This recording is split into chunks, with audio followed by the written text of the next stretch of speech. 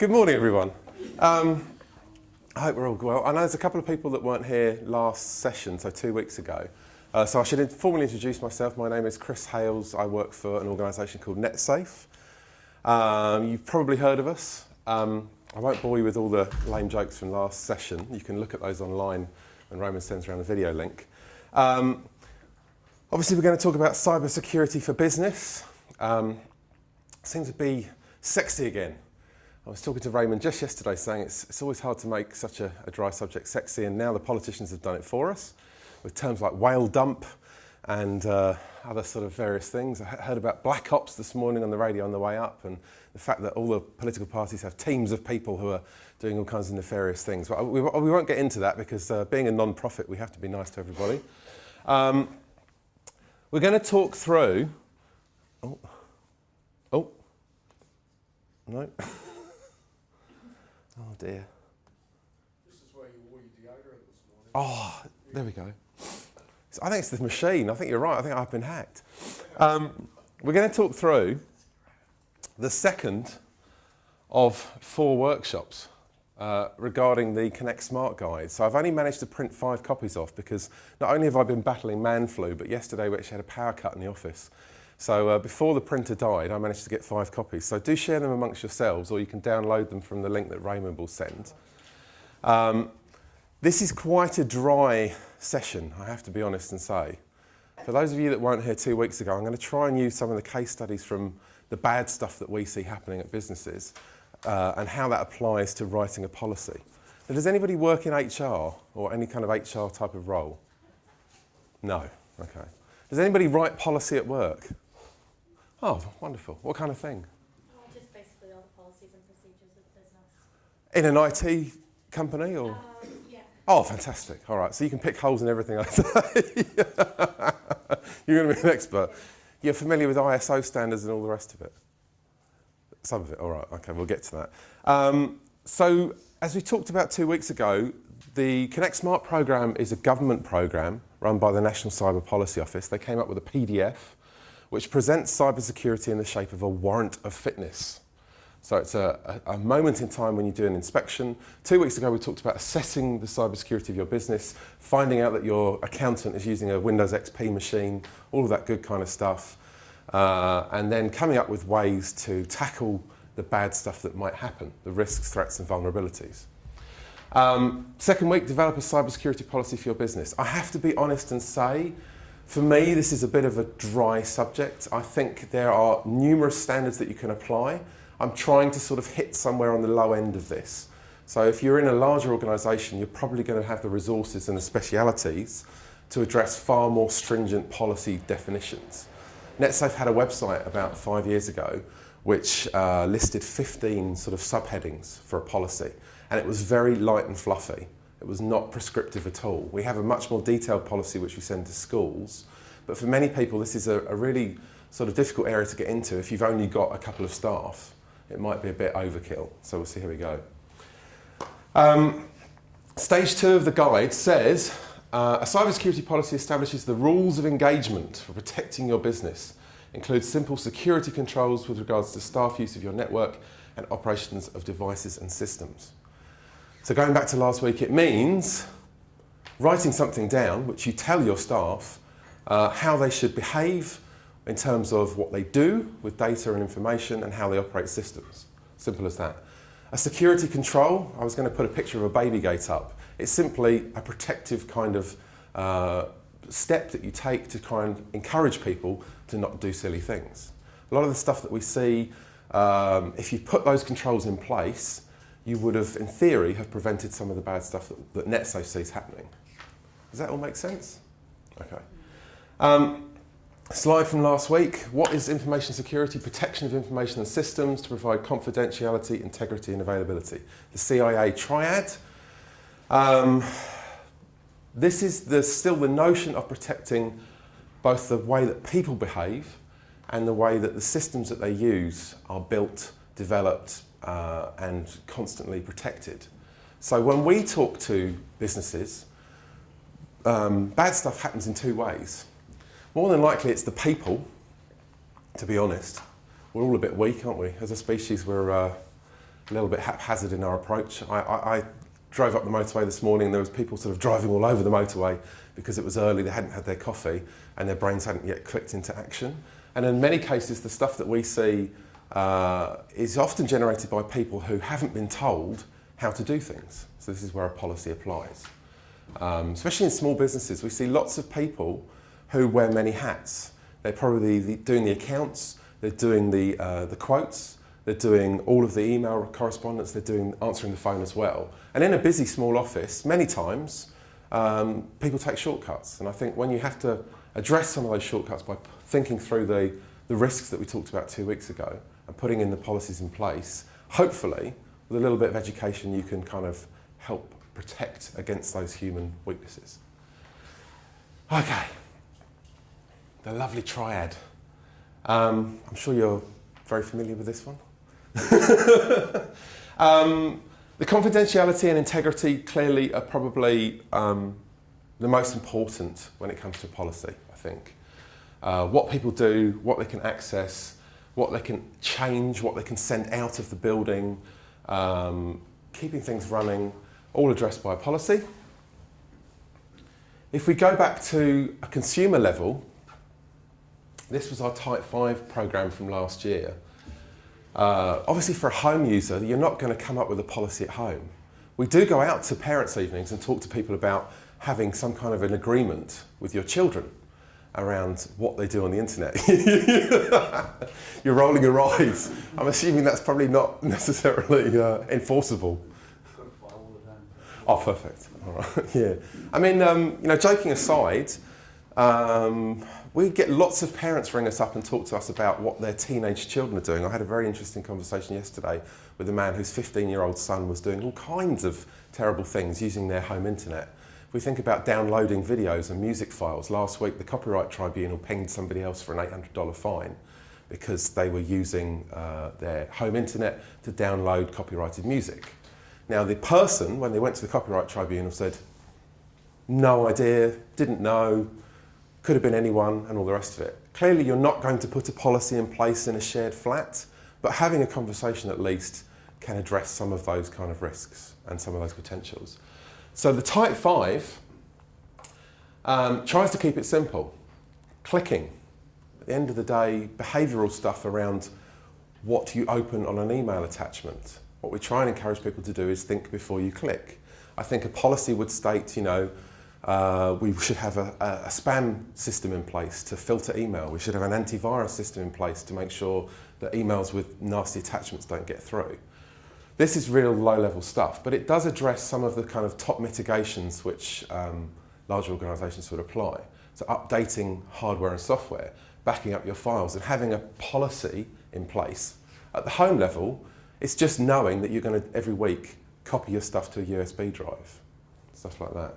And securing your network, so for wireless users, making sure you have a password. This is real low-level stuff. At the higher end, when we get into documentation for businesses, how many of you guys have a series of documents like this, a hierarchy of documents in your business addressing all kinds of issues? Everyone has an employee handbook? Yeah? You've all read it cover to cover? I think if we're being honest, you know, for many small businesses, it's about resources and time. It's about balancing making money and keeping the business going versus protecting your assets and addressing some of the formalities. You know, we are a member of the EMA around employment rights and stuff like that, and how you deal with staff, how you discipline staff, how you terminate staff. There's all kinds of policies that you can put in place around that. Clearly that's important because there are laws and regulations which protect staff. If you fire somebody and you haven't followed the policies and procedures, then they can come back and do launch a tribunal against you. I'm not suggesting that there's the equivalent amount of legislation currently around cybersecurity. Clearly there isn't. Most of this is protecting for the sake of it. Protecting your business, putting those steps in place to protect yourself. But anyway, running through it. Is this looking boring? Everyone's sort of starting to glaze over. Policies state what should be done and not done. That's fairly obvious. Requirements, normally if you're building a system, you set in place requirements that say how a system should work. Guidelines are helping people understand how the policy is implemented, what they can and can't do. Standards might be ISO documents, whatever your industry is, whatever your sector is. And then procedures could be very short little notes about how we do things. So that could be explaining to the new hire, you know, if you're going to get a handheld device, what you can and can't do on that handheld device when you take it on the road. All make sense so far? All right. I've got some examples. Read along if you want to. A policy says what should happen. Information systems should be configured to require good security practices. It states the obvious. The requirement then says how that system should be built, work, made, updated. So it should be able to reference an LDAP system or something like that, some kind of central authentication system. The guidelines are for the end user, the staff. Passwords should be hard to guess, must not contain real names or be written down. Self-explanatory. Yeah. They're all written down at your work. Oh. Customers, you look under the keyboard and what's being notified. Yeah. Something like that. Yeah. One of the classics seems to always be, you know, media events. The Super Bowl recently, where they had the Wi-Fi password for the Super Bowl venue written down on a whiteboard, and the media comes in and they film an interview, and the Wi-Fi password's always in the background behind somebody's head and stuff like that. We're very conscious at our work because we get the TV in quite regularly, and I've got lots of whiteboards, and I always have to turn them round in case there's anything sensitive on there. Standards for passwords, an example would be must be 15 characters or more, contain lower uppercase letters, numbers and symbols, and expire after 90 days. So that... Can you, when you say don't write your passwords down, I mean, you're under a keyboard seems to be one suggestion. I mean, these days, because there are so many passwords, where do you keep them? I mean, you can use sort of password safe type technology like LastPass and KeyPass and stuff like that. So you can use like an application, which you... Sorry? Like the RoboForm and stuff like that. Yeah. How safe is that as a Yeah. way to manage passwords? I mean, it's a good question, isn't it? I mean, the theory is that because it's so hard to store them, remember them, you would use a central application. I think most of them have actually been hacked, going back over it. So you've got, again, it's risk appetite, isn't it? It's what we talked about 2 weeks ago. I'm really bad at remembering things, so I actually store them in my phone, because the chance that they're going to unlock my phone and have my laptop at one time. So I actually store my passwords in my phone. And people do. You use your phone. But they can't get into the phone. All my contacts are actually backed up to the cloud anyway, so if I store it as a contact, like say it's your internet password, you store it internet, and then write your password in as the number or whatever, and then all my contacts are backed up to the cloud, so if I lose my phone, they're not actually on my phone anyway. Yeah. Phone remotely as well. Yeah. You set that up as your policy. So, and I'm really bad at remembering things. I hate to say it. It's probably not the best place to keep them, but I do keep mine in my phone. I mean, we've told people in the past, writing them down is fine. I have said that to people, as long as you don't keep the passwords under the keyboard, you know. Yeah, that's why I keep mine on my phone. Yeah. The chances that you're going to get both. Yeah. You have to hack it and get into my phone. Yeah. It's that two-factor kind of context, isn't it? Is you have to have... Double security. Yeah. And I mean, I don't use a password safe, I have to be honest and say, because I am Captain Paranoid at work, and I just kind of think, well, why would I put all of my eggs in one basket? People have said to us in the past that NetSafe's advice around passwords is not factually correct. It's not good enough, it's not strong enough. You should be encouraging people to do that. And I have to be honest and say, I'm not a big fan of those password safes. I mean, you become, you know, if you use a browser, most of the browsers will record the passwords for you. And I can get into that lazy habit of, yeah, remember that, that's great. You know, the Mac keychain on here will remember everything in theory. And then people say, well, maybe that's not secure. And it goes on and on and on, doesn't it? And there's so many questions. I think we're always conscious when we talk about these things. There's never actually, in many cases, a specific finite answer that won't change.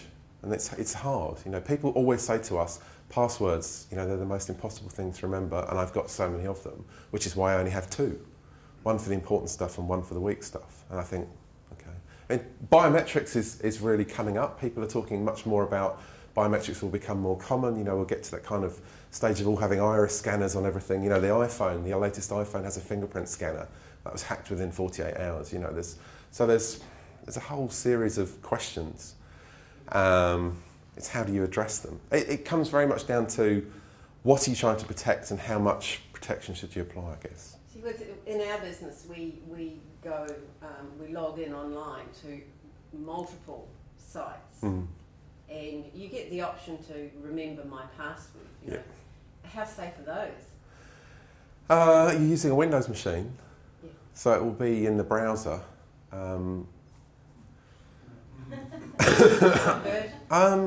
I mean, you could go the route of, you know, what happens if it's a laptop, say, and you've got all of those things remembered on the laptop and the laptop isn't encrypted or there isn't a strong password on the laptop. Say you lost the laptop travelling at an airport and somebody opens it up, they go straight in and then all of your passwords are remembered, including for internet banking, for example.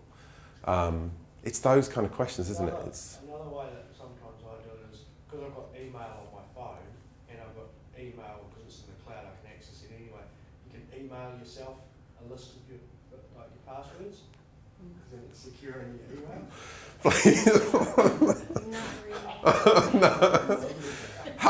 We have, that's a bit of a pet hate of mine, actually. We have so many people that store everything in their email. We had one nurse down in the South Island a couple of years back who kept scans of her nursing credentials and her passport and her driving licence and everything in her Yahoo account. And then the Yahoo account used the same password of all of her other passwords and the rest of it. I mean, it's a terrible story because we spoke to her several times and she ended up having to take a week off work to deal with the fallout because she had to go and get new nursing qualifications, she had to go and get a new passport, a new driving licence, and then the potential for, you know, identity theft long term for several years afterwards, you know, it puts your mind at risk. So I don't know about that. That's a real pet peeve of mine, actually. But I mean, again, it depends how secure your email account is. You know, if you're using a Gmail account with two-factor authentication and you get a text notification every time you log in, maybe it's fine. It's appetite for risk again. I'm just giving you more questions on that. No, it's good because I always wonder about that. I keep all my passwords in a Word document, which I save on my e-drive, which is, it's an external hard drive. I mean, I don't know how easy it would be to hack something like that, but... there's a couple of things. Have you got password protection on the document? No. No, okay, so people tell us, we're the only people who use the computer, so from that point of view... break into the building. Yeah. Does the computer go on the internet though?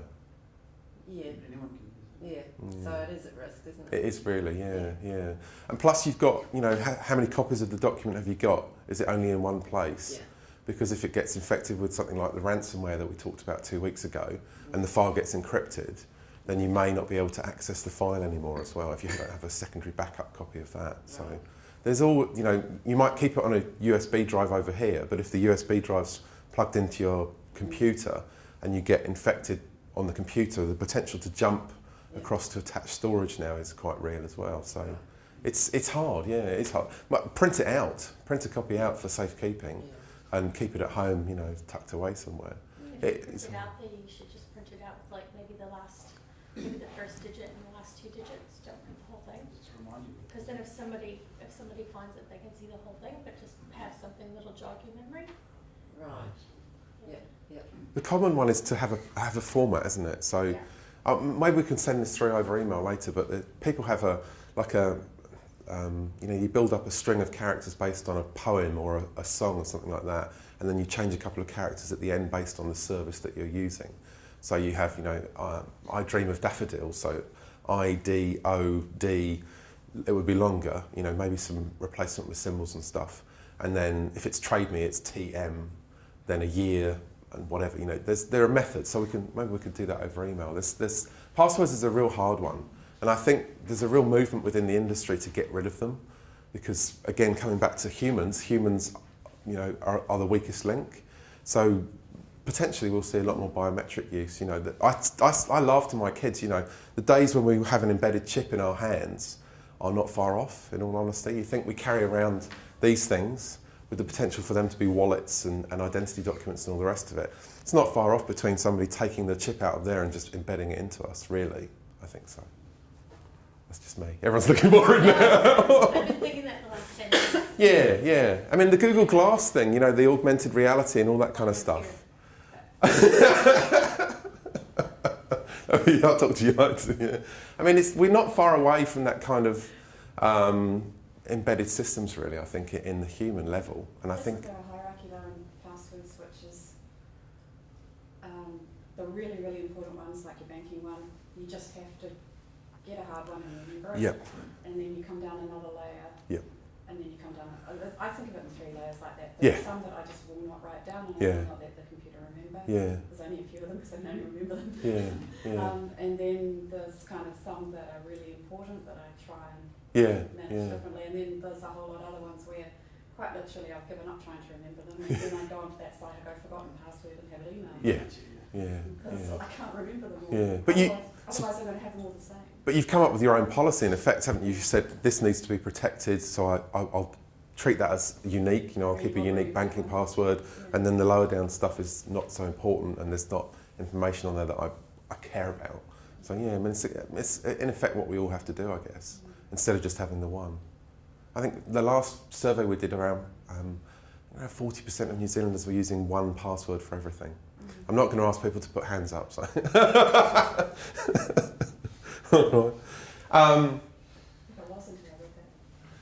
So this is addressing the case studies from like 2 weeks ago. So for those of you that were here, I'll just skip over them briefly. These are kind of examples to put a policy in its place. I think sometimes it's a bit esoteric in nature, especially if you're not in a role in the organisation where you're actually, you know, responsible for employment law and all the rest of it and stuff like that. So the ransomware case that we always reference was the South Island company that got infected by ransomware because a cleaner, they think, came into the office, shook the mouse, the PC woke up, they plugged in the USB drive to play their music as they cleaned the office, and then infected the whole network. So there's a couple of cases there that we should address in a policy. Should a machine not log itself off? Should it not require authentication with a password for somebody to actually, who's authorised to use the device, be able to log back onto it to prevent that thing? Should the company have addressed the fact that USB sticks potentially shouldn't be allowed to automatically run on the machine? So auto-run malware is quite common. So when you plug a USB stick into a PC, there's the potential for it to automatically start infecting your computer. So there are a couple of policy type issues there that you could consider. The document here, the Connect Smart Guide, has more questions that you can work through over the next couple of weeks.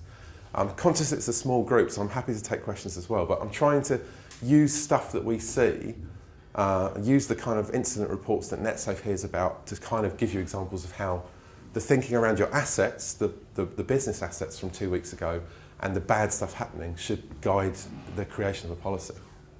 The other one is looking at laptops and where the ransomware infection went in 2 weeks ago, where the guy took his laptop home and it got infected in the home. It was brought into the office and it set the server. Oh no! So he was using it at home over his home wireless. Yeah, got infected at home. Yeah. He brought it back to the office the next day and plugged it in and bang, the server was encrypted. Really? What version of server?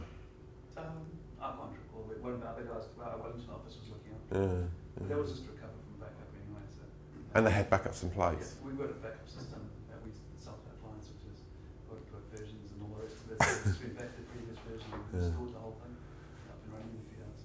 And was he slapped on the wrist, or you don't know, I guess? Wellington office is sort of Well, it's an interesting one, isn't it? I mean, I'm conscious that we built a site 5 years ago that had a policy builder in it, and we took it down recently because we were quite conscious that BYOD, you know, this bring your own device to work, and the remote working, you know, the potential, you know, I think back to when I first started work 20 years ago. You would go into an office and the big ugly brown computer would be on your desk and you had to sit there to use it. And now, of course, you know, many of us have one of these, which allows us to do everything, wherever we want, whenever we want. Or we can take our laptops home and work on our networks at home. Because we always secure the office. Yeah. And you take it home and the guys have antivirus at home and the firewalls at home, anything like that. Yeah. And the kids' PCs have been at uni or with their mates. Yeah. All the kids jump on the work machine and then do stuff on there. Yeah. And once you plug them all together on the network at home, Yeah. it's like cross-infecting each other. When you bring the work machine back to the office, Yeah. And infects the. bring you back in. Yeah. So there should be a policy in place addressing what you do with the equipment that you take home that belongs to the company, and what protections are in place on that laptop. Yeah, some of them are even little things like remote access when the guy works from home. The firewall restricts him to accessing the server only or something, and not just spreading through the network. Yeah. So you also firewall off his home network. Yeah. So it's only his machine that can connect to Yeah. policies like that as well. Yeah. And is this all making sense to everybody? I mean, increasingly, you know, in the good old days, we would have only had to have protected, you know, an outer ring of the network. So we would have physically locked up the building, and we would have protected, you know, the cabling that connected just the computers inside the physical building. Now the whole game is completely different. You know, people are working on work devices or personal devices remotely, overseas and wherever. And so it introduces a whole new range of issues and a whole new range of policy areas to consider, really. I mean, the Connect Smart guide has quite a few of those questions in there. Schools, increasingly, are finding this kind of thing as well, because they're encouraging parents to go and buy iPads and then the kids bring them in. So there's, you know, technology has moved on and we're all using it all the time, wherever. And then that potential for, it's like the Ebola virus, which is a terrible sort of metaphor, but you know, we're all flying much more, we're all travelling much more, and the potential for the spread of you know, viruses is much more increased on technology as well, Well, it unfortunately. works exactly like that, because you have a quarantine at the hospital. Yeah. And you have workers going from the hospital going home and Yeah. coming back in again. Yeah, So it's like the network taking the laptop out and bringing it back. yeah, yeah. Oh, I'm thinking of dressing up in white suits now. No, that's terrible. So, I'll skip over this one quite quickly. Attack kits, droppers and downloaders. One of the most common things that we see with home users is if you haven't got an up-to-date system, so you're running a Windows XP machine with Internet Explorer 8, using an old version of Java and an old version of Adobe Reader to open PDF files, you've just got 5 enormous great big holes in your defences. So what we increasingly see are people going on the internet as a home user or a work user potentially as well. We have watering hole sites and stuff like this where people in an industry go to a particular website to read their news. If a bad actor, as they say, you know, a cyber criminal wants to target somebody in that industry, they might hack the advertising server connected to that website and then try and drop attack kits down through the browser as they visit the website. Now, I'm potentially talking beyond what you want to know, but what I'm trying to explain is that just going on the internet now is increasingly dangerous. I said 2 weeks ago. What's that? That's where most of it comes from.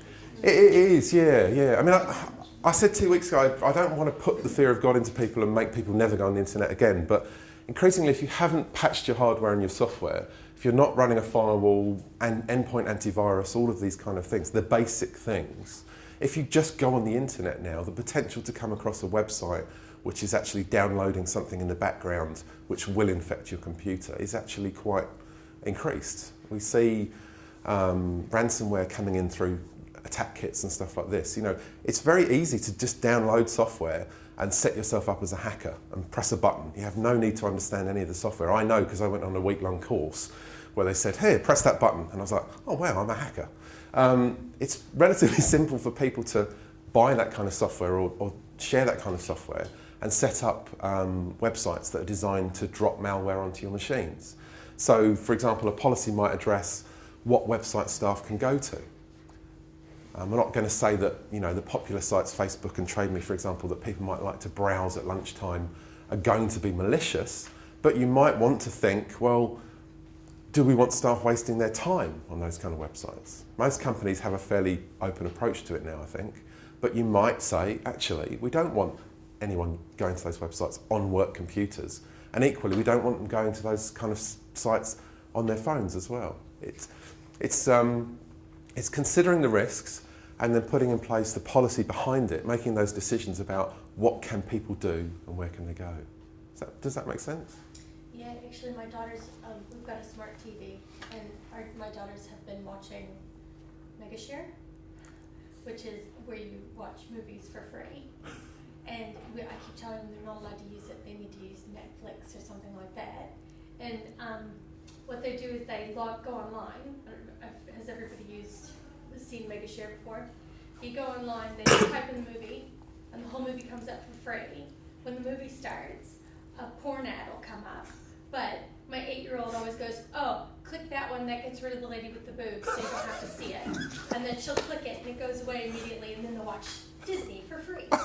So it's like, but I found when they had done this was about 8 months ago, it infected my whole internet network in my house. So anybody who plugged into my server, it downloaded it was like almost like their own browser, and it kept infecting all of my browsers. So you had to go through these unbelievable steps, as well as contacting them, giving them all your contact details to get it off your computer. So yeah, even if somebody doesn't log into your computer, that can happen. It can just download an encryption onto your whole server.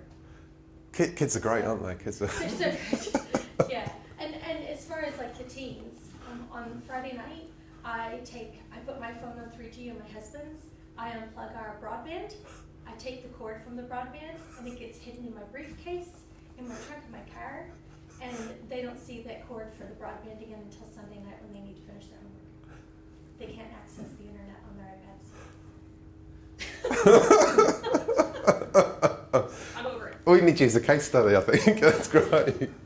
That just reminds you that you talk about companies taking their laptops out and bringing them back in. There's also guests that come in. Yeah. And you can lock down your own company laptops with policies and antivirus and all the rest. But when some visitor comes in and sits with his iPad or his laptop, you have no idea what's on there. Yeah, yeah. And you let them connect to your corporate network. There's a great scene in the last James Bond movie. I don't know if anyone's seen the last one. I forget the title of it now, actually. Judi Dench dies. It was terrible. Oh, sorry, I've spoiled it if you haven't seen it. That's a spoiler alert. Sorry. There's a great scene where they take a laptop from a criminal back into MI6 building, and the uber geek, who's sort of set up with geek glasses and a geek sort of wardrobe and everything, just plugs an Ethernet cable into the side of the laptop. And I sat there in the audience going, because it's that kind of thing, isn't it? You're never going to connect a strange device surely onto a work network. So yeah, it's a very good point actually. If somebody comes to your office, a contractor or something, are you really going to trust them to plug a cable into a network that gives them potentially access to everything else that everybody else in the organisation is using?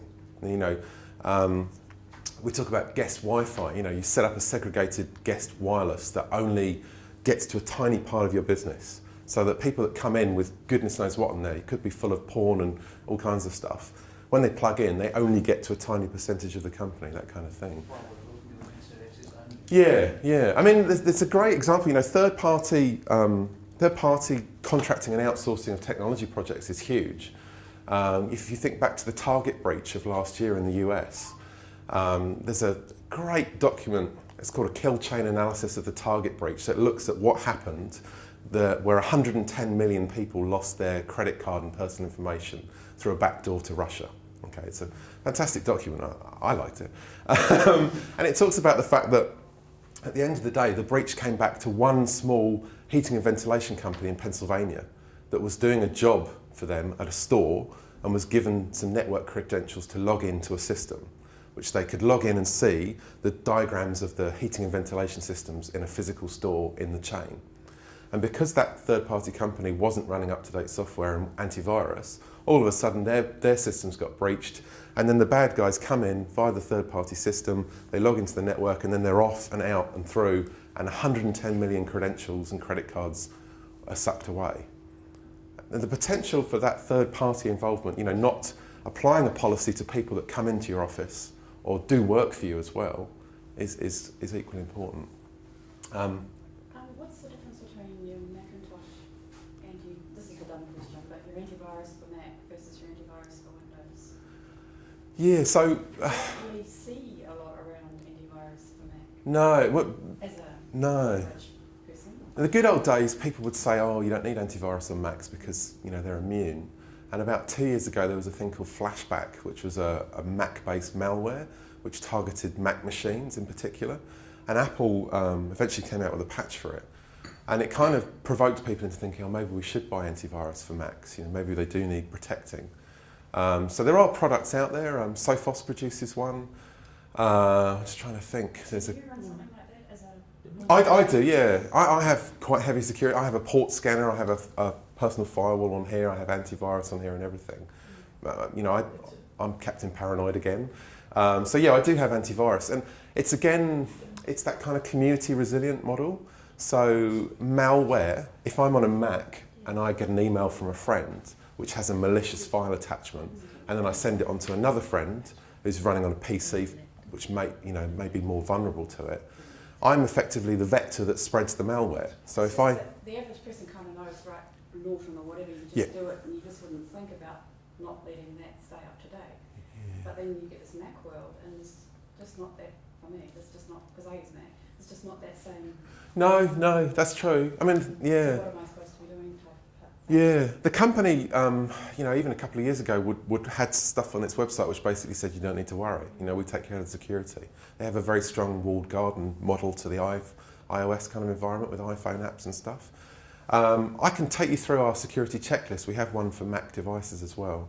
So yeah, just give me a shout after, because there is plenty of things that you can do. Yeah. Really quickly, because I'm conscious of the time. Case study from 2 weeks ago, the business that had their emails intercepted and sent money overseas. Your policy might address how people respond to emails. Maybe there'd be 2 people that read emails with invoices attached, and both parties have to agree to send money before it goes out of the account. You know, it's that kind of segregation of duties model where all banking is done by 2 members of staff. So policy stuff like that. Hacked websites. Increasingly we see this with smaller businesses where they have a website built by a small web development shop. A lot of those small guys don't know about security. They're popping up websites using content management systems like WordPress and Joomla, and if you don't patch the systems, they get hacked as well. So make sure you talk to third parties about what do you know about security, what are you doing when you're building something.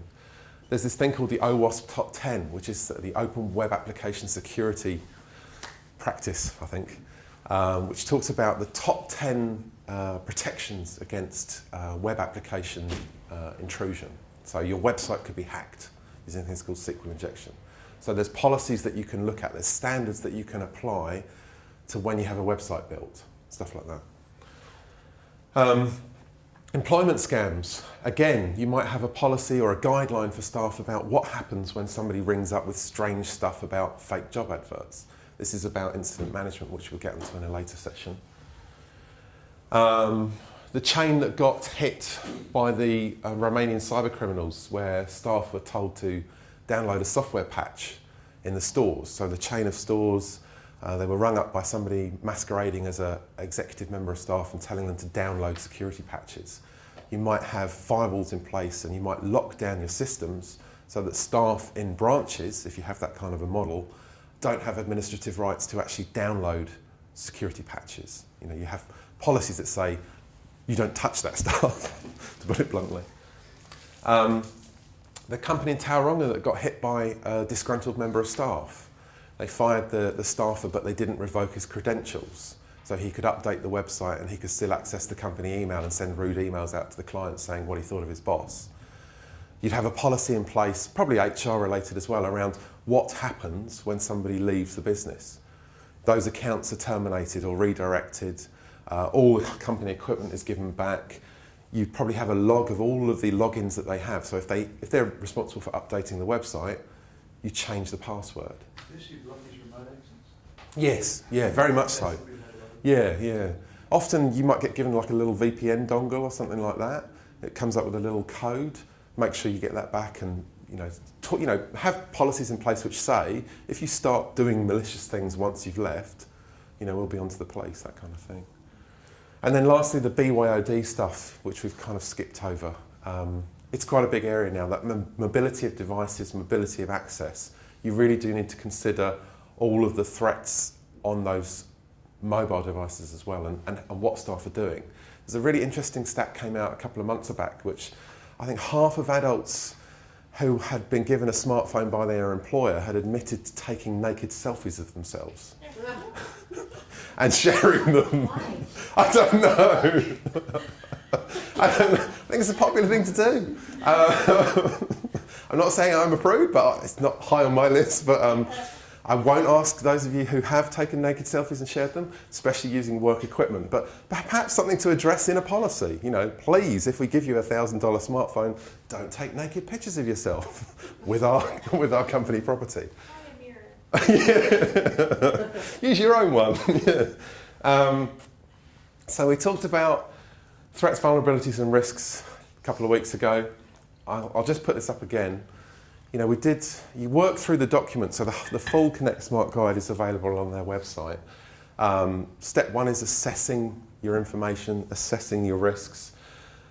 Step 2, applying a policy that addresses some of those things. So we talked about a spam email with a malicious attachment.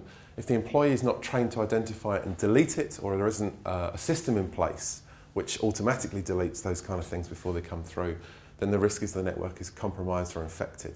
So it's tying up all of these things. I'm skipping over it a bit, but it's knowing what bad stuff could happen, thinking through the vulnerabilities, the external third parties, and then addressing that with a policy and guidelines and standards and requirements and all the rest of it.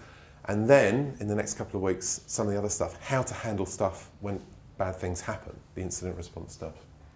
Now, we're nearly there. Sample policies. Our document from 2010 had 15 subheadings. Now, I'm happy to send this round by email if you want me to.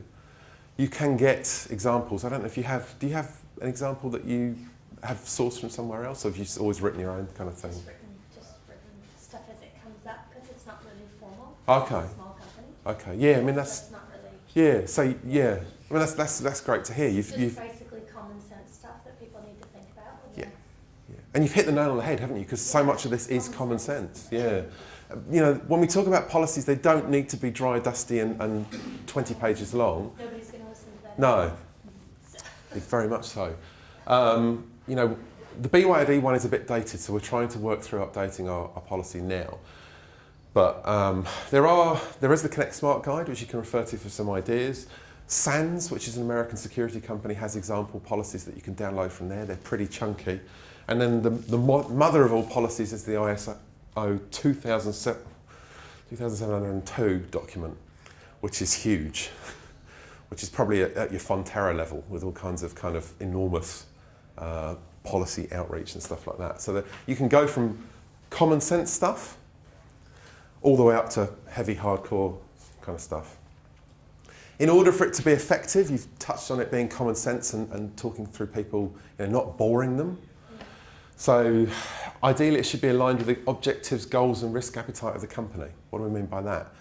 It has to reflect what you as a company are about. If you're just 6 guys having fun and there's nothing to protect, the policy doesn't need to be more than half a page. If you're all happy to accept all of those risks and you're a bit sort of like, we're fine, then it doesn't need to be long. If you're a very risk-averse organisation, perhaps dealing with medical information or financial information, stuff that needs to be protected under regulations, then clearly it would be a bit more in-depth policy. Ideally, you want senior management buy-in. Now, for most small businesses, I'm guessing that you are the senior management. But in a larger organisation, if somebody's prodding over here and the boss just thinks it's all a waste of time, it's never going to be effective. That senior management one we've had some issues with before, like with a law firm. The IT manager said, this is a security policy, we've implemented it. Then one of the partners comes along and says, hey, I can't get to trade view. So, well, it's a policy, you're not allowed to. And And he's freaked out and said, I own the bloody company. I'm going to trade you if I want to. Okay, fine. Owners can do what they like. But you've still got to keep them secure, but allow them to do what they like. Yeah. It's a bit of a difficult one. It's real world stuff, isn't it? I think some of this stuff is esoteric in the fact that you can write these things, but how do you apply them? Well, And how, they approve everything yeah. until they see it in action. You get the license. I can't bid on that thing. That's interesting. Communicate it to all employees. So don't just sit over here and write something. You have to tell people how it impacts on them, what they should do. Review it. So keep it live. It has to be a live document. It can't be written and then sit in a cupboard for 5 years. And then when somebody does something bad, you present it to them as you're fired. It has to be reflecting, the way that technology is changing. And you have to assess it for effectiveness. Make sure it does reflect what the boss says. If the boss wants to get up on Trade Me, then it has to be updated.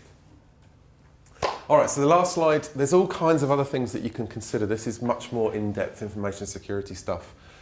I'm not going to go through it now. I'm more than happy at any point to talk through any kind of questions, any kind of stuff at all, address any of your issues and stuff like that. I'm conscious that this series of 4 seminars could be light and fluffy, or they could be much more intensive, but this is the first time we've ever done this with Raymond, so we're just kind of pitching it where it sits with people really. So has anyone got any questions? That's me all done pretty much. Are you open to sending out the PowerPoints so that you can have a catalogue reference of things that should be done? Yeah, no problem at all, yeah.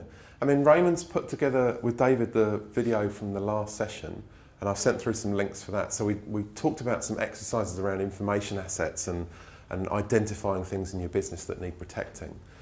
So there are templates on the web, and NetSafe doesn't produce half of this material. This is Connect Smart, this is the NIST organisation in the US, this is SANS.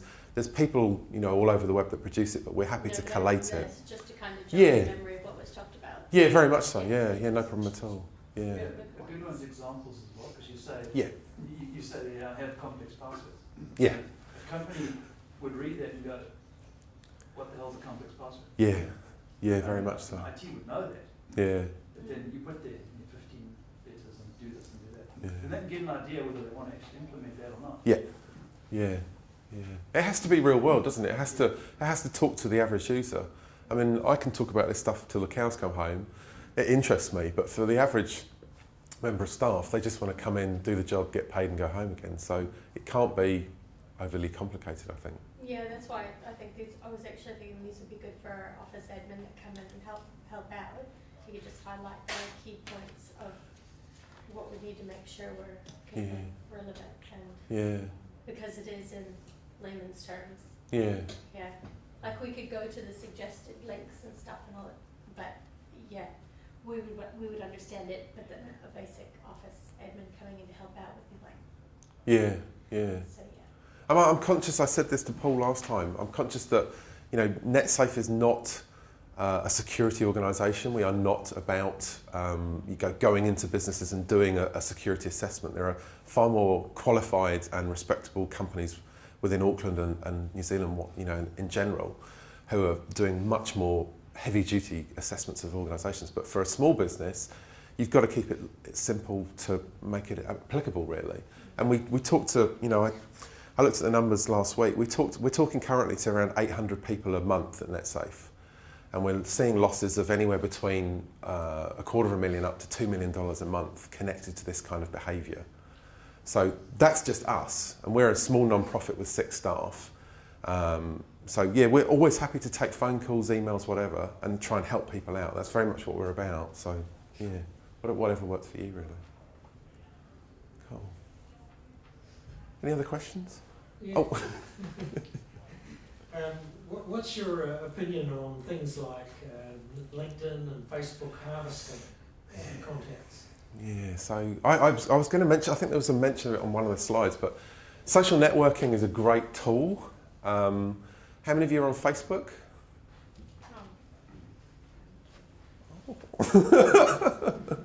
That's fair enough. How many of you are on LinkedIn?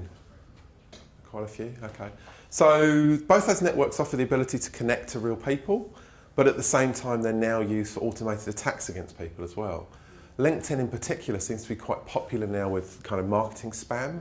So fake profiles get set up and people kind of start making connection requests. I've had connection requests set up that look genuine, have one letter in the URL changed, so somebody's set up a fake domain and then it points you to a malware site. So you know, if somebody thinks that you might be connected to this person, they send you a spoofed connection request, you click the link, you're off to a website that looks like LinkedIn, but it's actually downloading an attack kit in the background. That happened to somebody we know recently. There's increasing amounts of social engineering goes on around those social networks. I popped up something this morning. Robin Williams died. Already the scammers are putting listen to Robin Williams' last telephone call links up on things like Facebook. So it goes up on a news feed, you see it, you click on it. Before you know, you've authenticated an app as part of Facebook, which has shared that link to your news feed and sent messages to all of your friends in your network. And now if they click on it as well, it sends more spam and it sends more phishing emails and stuff like that. So they're great tools. They do have inherent security built in. Many of those organisations have enormous teams of people policing them. But it's just another part of the attack surface. It's another weakness that we are now exposed to because we become familiar with strange stuff popping up in news feeds, strange email requests from people saying they want to connect. So we have to be on the alert to stuff like that as well increasingly. Yeah, it's like even with Instagram, my daughter models and she's headed an agency in Australia, come through and like all of her pictures. And they have all the exact same policies as far as putting yourself forward that all the top agencies have. And it totally has looked very legit. So she had gone ahead and put forward all of her details, like her measurements and her pictures and all of that stuff, just because it has all this security wording and everything, all the policies the way they're supposed to be. And they want to send her to China and they haven't even met her. And so I've actually got a private investigator friend looking into them now, because when I started talking to them on the phone and they sounded extremely professional and knew what they were talking about the industry and all of that stuff, but I said I would like to see your credentials in the modeling community being a little more prominent and hear from some of the people that have worked with you. An hour after I talked to them, I checked their website and they changed their whole homepage to show all of the magazines their models have been in on the homepage instead of just the faces of their models. And they had gone in and made it look like, yeah, we're super bigwigs. And since then they've not contacted my daughter. And then I sent an email saying, do not contact my daughter's email address, contact me only, she is a minor, be warned. And they will contact her again. There's scammers out there everywhere, aren't there? It's terrible. Yeah. I mean, and I told her, I said, look, you're 15. Even if I go with you, you can be sold to the sex trade in China, as well as your mother. Even if I go with you or they'll just get rid of me and keep you. I said, you can't. So it can get pretty big, so you've got to be really careful. I think people are trusting of emails as well, aren't they? We talked about that a couple of weeks ago. I talked to somebody on the phone. Twice. It's good that you've done the research. You have to. Anything else? Are we all good? What about smart fridges and stuff like that? Can you do into the Yes, this is the future, isn't it?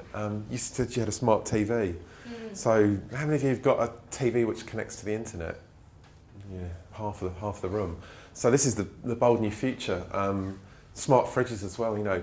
It's the Internet of Things, which people keep talking about, the notion that all devices will be internet capable and connected, so machine to machine will talk to each other.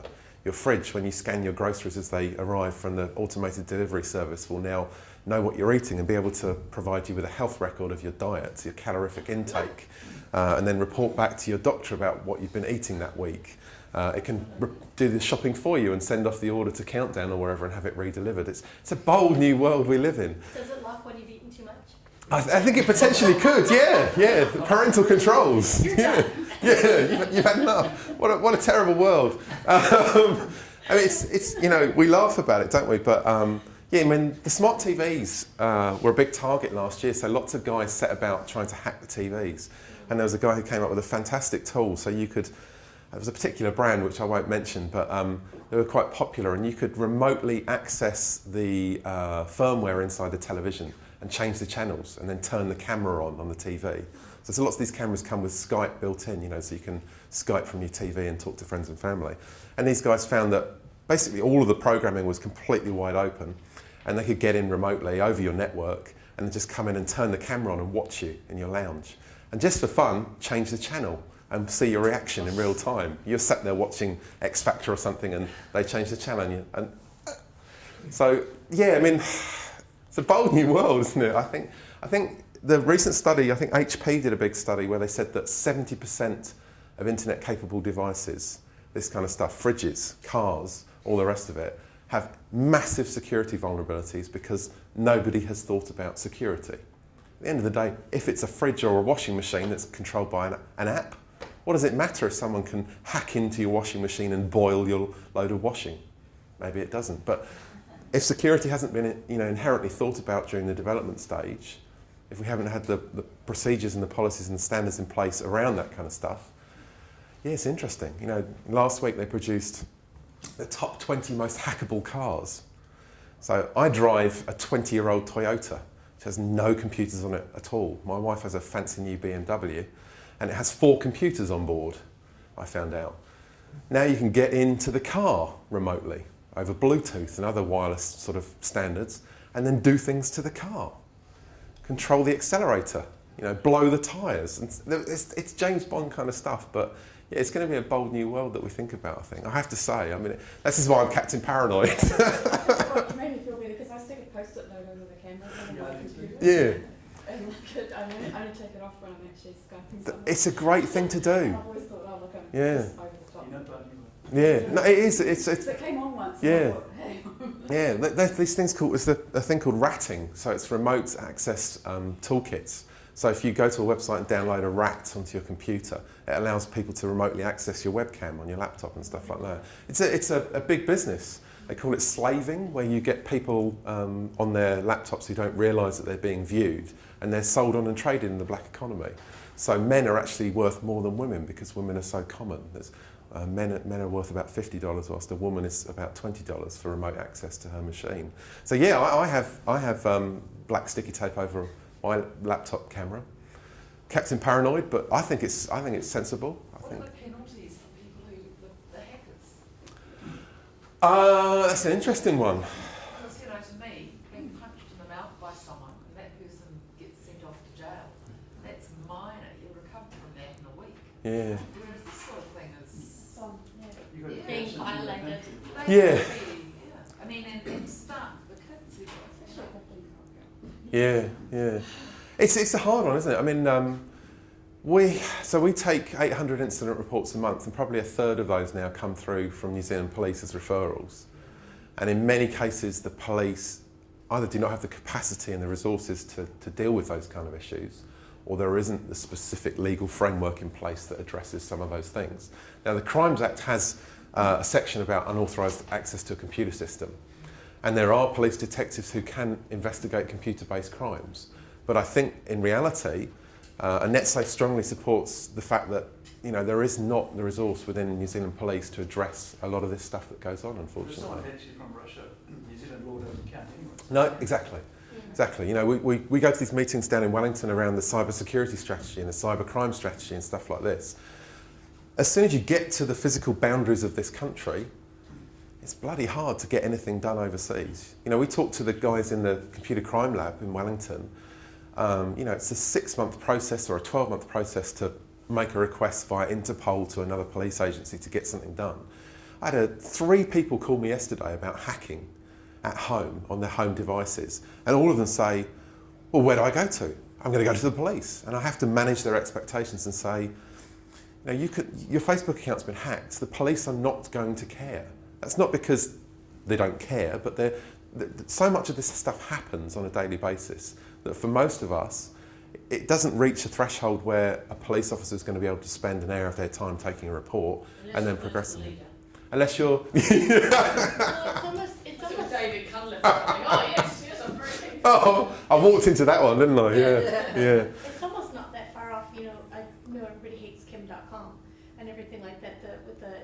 the internet nation kind of thing, you know, of having almost like an online government and online policing, because it's, I mean, people hate IT people, Yeah. and We they don't. hate phone, they hate phone, No, yeah, we don't. you hate real estate agents, phone companies, and IT people, and that's fine. But the funny thing is, everything, I mean, look at all the shops that are closing. Everything is actually going to end up being online because it's so easily accessible, and it's going to be a global community.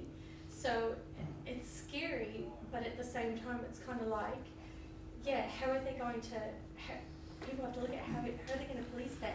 Who are the government leaders on the internet nation going to be? Yeah. It's like that kind of thing's a really huge thing that I don't even think people have looked forward to Yeah. enough and Yeah. taken into consideration. And I think the media stuff in the last couple of days around, you know, the behaviour of political parties and the allegations of hacking and black ops and all the rest of it, and accessing websites that you're not supposed to, and all, you know, this increasingly is the role of technology in another sphere, which is politics. You know, I listened to Daniel Ayres, an IT expert, this morning, talking about how easy it was to cover your tracks. You know, to use anonymous proxies, to use VPN and Torsa systems and stuff like this, to appear to be in a different country, appear to send tweets when you're not there. You know, this future tweet service that you can just pop up things that make it look like you were sat in this office at that time doing that thing. You know, I had a conversation with a 15-year-old last week who told me all about how many burner phones he has. I don't know if you know this concept that a mobile phone, you know, a throwaway mobile phone, you just buy a phone for $50. You get a pay-as-you-go SIM card, which you don't require to, you know, you don't have to provide any identification for or prove your, you know, your name and your address. You can do malicious things on a mobile phone and then throw it away. And I was just, you're 15.